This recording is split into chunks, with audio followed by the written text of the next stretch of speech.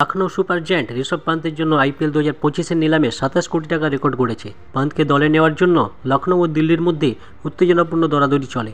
প্রথমে 20.75 কোটিতে পান্তকে কিনে নেয় লখনৌ, তবে দিল্লি ক্যাপিটালস আরটিএম কার্ড ব্যবহার করে পান্তকে ফিরিয়ে নেওয়ার চেষ্টা করে। এরপর নিয়ম অনুযায়ী সর্বোচ্চ বিডার লখনৌ আবার দরাদরি চালিয়ে 27 কোটি টাকায় তাকে দলে তুলে নেয়। লখনৌয়ের কর্ণধার সঞ্জীব গোয়েঙ্কা জানান, তারা পান্তকে যে কোনো মূল্যে দলে নিতে চেয়েছিলেন। পান্তের ব্যাটিং, কিপিং ও অধিনায়কত্বের দক্ষতা ও তার ব্র্যান্ড ভ্যালু তাকে লখনৌয়ের জন্য প্রথম পছন্দ করে তোলে। গোয়েঙ্কা বলেন, আমাদের লক্ষ্য ছিল পান্তের জন্য 25 থেকে 27 কোটি টাকা বাজেট রাখা। দিল্লি আগের বার শ্রেয়স আইয়ারের জন্য 26.50 কোটি টাকা খরচ করেছিল।